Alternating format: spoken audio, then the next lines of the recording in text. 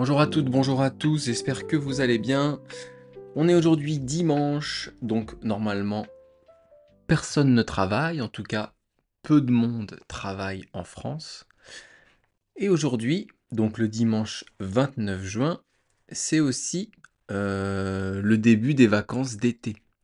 En fait, c'était déjà vendredi, puisque l'année scolaire en France se termine fin juin.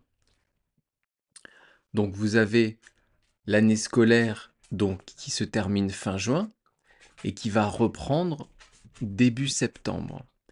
Alors c'est différent suivant les pays. Par exemple au Japon, l'année scolaire commence début avril. Eh bien en France, ça commence début septembre. Donc en fait, quand on parle d'année scolaire, donc l'année pour l'école, pour les enfants qui vont à la maternelle, en primaire, au collège, au lycée, les étudiants, eh bien ça va de septembre à septembre. Donc là, cette année, ça va aller de septembre 2025 à septembre 2026. Ça s'appelle l'année scolaire. Et l'année civile, c'est différent. L'année civile, elle va de janvier à janvier. Donc là, on est à la moitié de l'année civile, qui a commencé en janvier 2025 et qui finira fin décembre 2025 pour recommencer une nouvelle année 2026. Mais je vais quand même revenir un peu sur les vacances. Je vais vous parler de mes souvenirs de vacances quand j'étais enfant et plus particulièrement de mes souvenirs de vacances quand je devais réviser, quand je devais travailler. Quand on est enfant, entre 6 ans et on va dire 13-14 ans, et qu'on est en vacances, on a envie de s'amuser. On a envie d'aller à la piscine, d'aller à la plage. On a envie de s'amuser avec des copains, de faire du foot, de faire du basket, n'importe quel sport. On a envie de s'amuser sur la plage. On a envie d'être en montagne, on a envie de voir du monde. On a envie de jouer. Mais il ne fallait pas oublier l'école. Et c'est vrai que pendant 2 mois, parce que les vacances d'été en France durent 2 mois, eh bien, on a vite fait d'oublier les cours. On oublie facilement ce qu'on a appris pendant l'année. Donc pour éviter cela, eh bien les parents vous achètent des cahiers de vacances. Les cahiers de vacances, ça date, je crois, des années 70 au début, ou 80 peut-être. Et en fait, ce sont des cahiers que vous achetez, que les parents achètent pour donner à leurs enfants afin de réviser ce qu'ils ont vu pendant l'année. Donc il y a des cahiers de vacances pour tous les niveaux, pour le CP à 6 ou 7 ans, 6 ans je crois, CE1, CE2, CM1, CM2. Ça c'est pour l'école primaire, donc de 6 à 10 ans. Et vous avez aussi des cahiers de vacances pour les collégiens, donc de 11 à 14 ans. Et ça, c'est la déprime. J'ai des mauvais souvenirs de cahiers de vacances qu'il fallait faire en rentrant de la plage le soir. Fallait prendre peut-être une demi-heure, 1 heure pour travailler dessus, pour réviser ce qu'on avait vu pendant l'année. Et c'était horrible. Et c'était horrible. Et j'avais pas envie de travailler. Et je comprenais pas, etc., etc.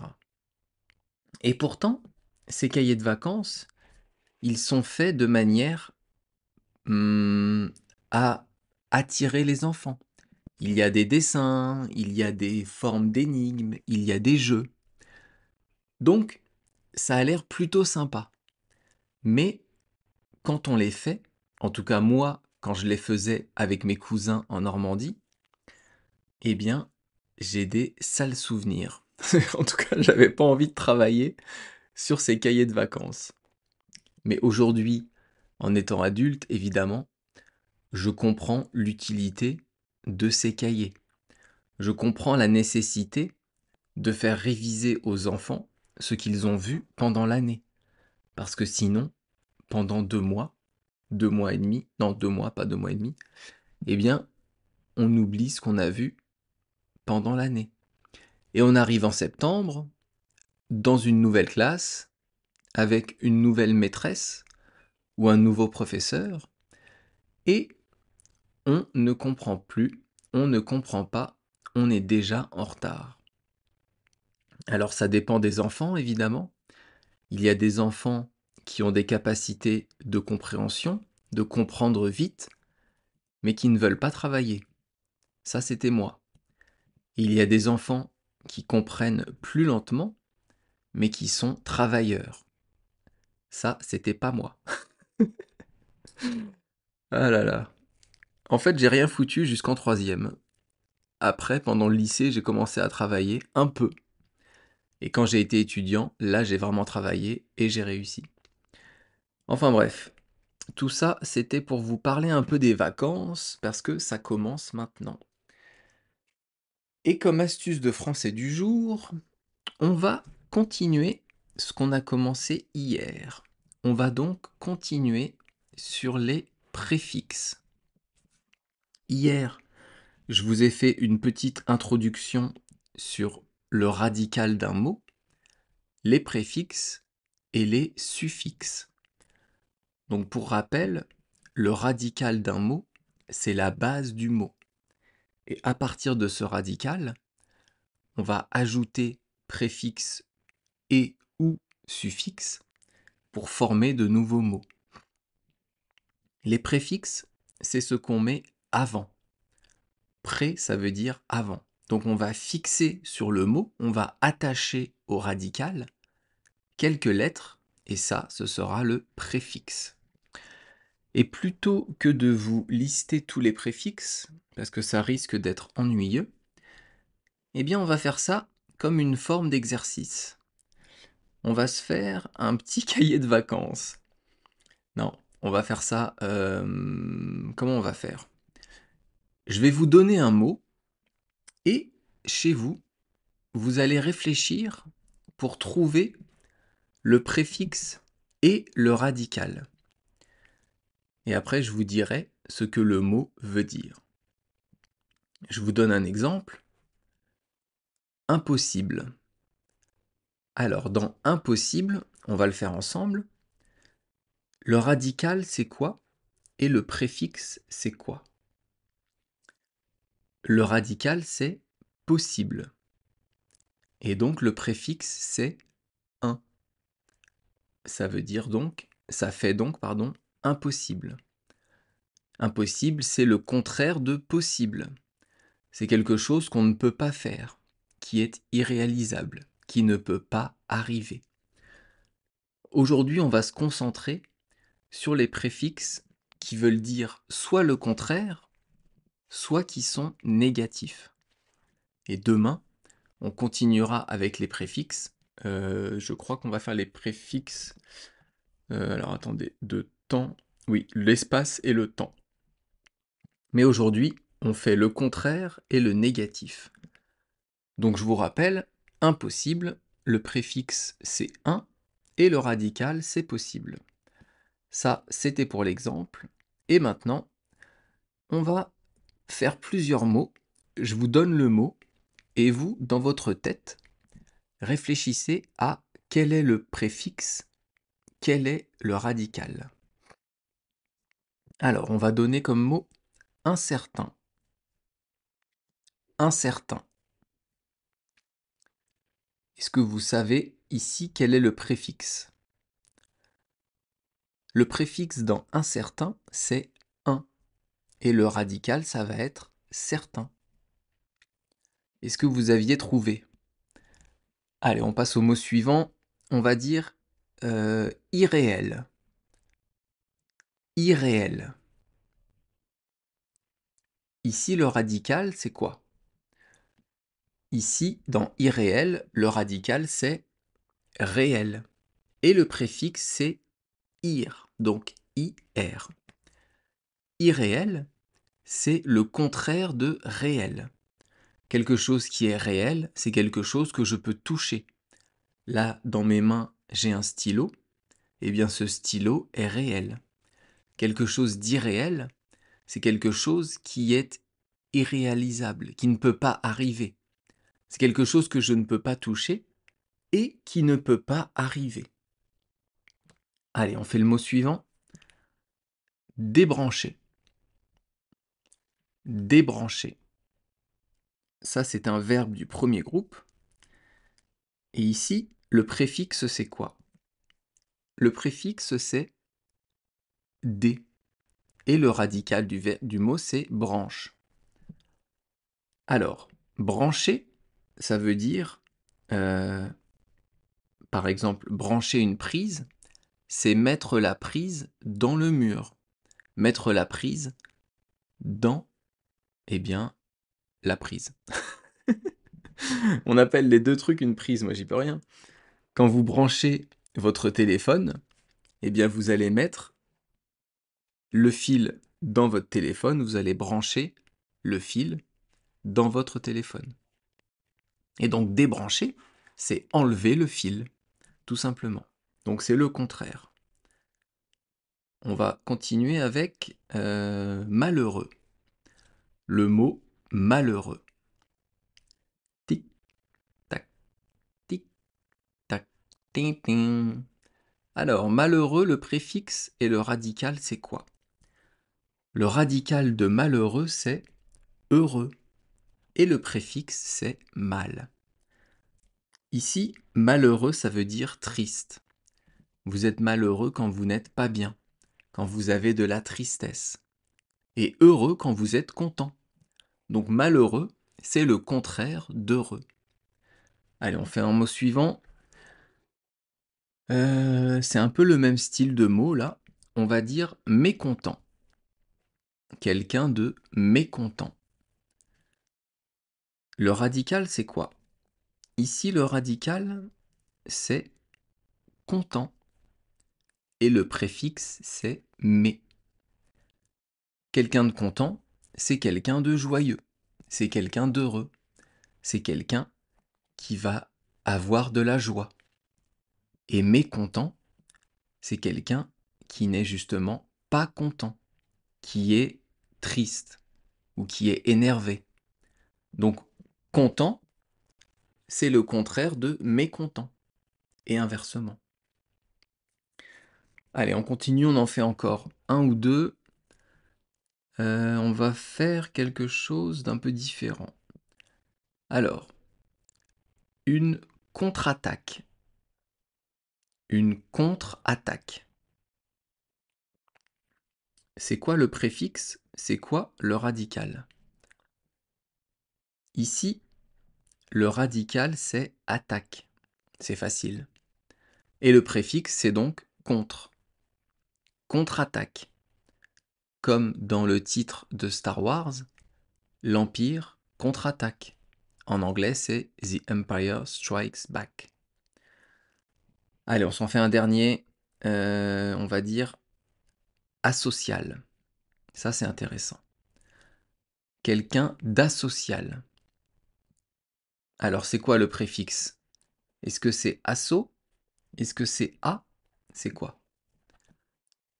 Dans asocial, le préfixe c'est a et le radical c'est social. Quelqu'un de social, c'est quelqu'un qui aime bien voir d'autres personnes, qui est content quand il a des relations avec d'autres personnes, qui aime voir du monde, qui a la communication facile. Et quelqu'un d'asocial, c'est le contraire, c'est l'opposé. C'est quelqu'un qui peut rester chez soi pendant des semaines sans voir personne et qui est quand même bien. Quelqu'un qui n'aime pas vivre en société, qui préfère rester solitaire. Donc, il y a, comme vous l'avez vu, pas mal de préfixes qu'on peut utiliser pour le contraire ou le négatif. On en a déjà vu plusieurs aujourd'hui, et je vous fais la liste que vous pouvez retrouver sur mon site Patreon. Il suffit de s'abonner et vous aurez la transcription écrite des podcasts. Alors, les préfixes négatifs, la liste c'est un, il, ir, des, des, mais, mal, contra, contre, non, à et 10. Vous voyez, c'est pas très intéressant de la dire comme ça. Si je vous avais donné la liste de but en blanc, ça n'aurait pas été intéressant. Mais le petit exercice qu'on a fait, c'est pas mal. Et maintenant, on passe à l'expression du jour, avoir du chien. Alors, ça n'a rien à voir avec l'animal. Mais je vais vous expliquer tout ça. Avoir, on l'a déjà vu plusieurs fois, on va donc le conjuguer au présent rapidement, à l'imparfait et au passé composé. Avoir au présent, je vous le fais vite parce que maintenant, avec votre niveau de français, vous devez le connaître. C'est j'ai, tu as, il a, nous avons, vous avez et ils ont. Avoir à l'imparfait, ça donne j'avais, tu avais, il avait, nous avions, vous aviez et ils avaient.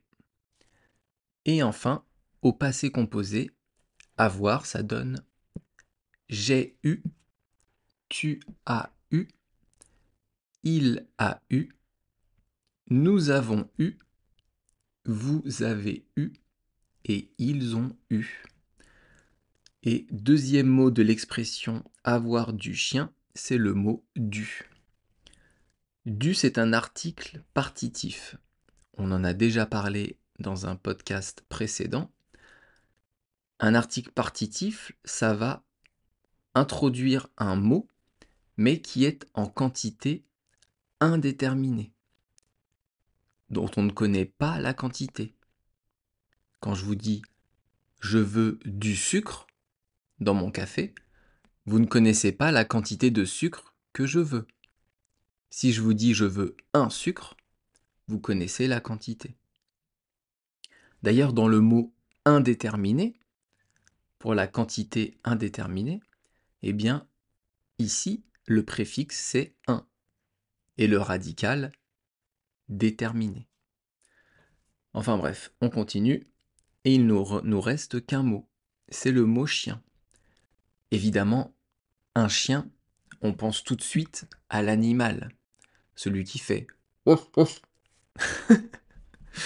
Magnifique imitation de chien. Mais ici, ce n'est pas l'animal.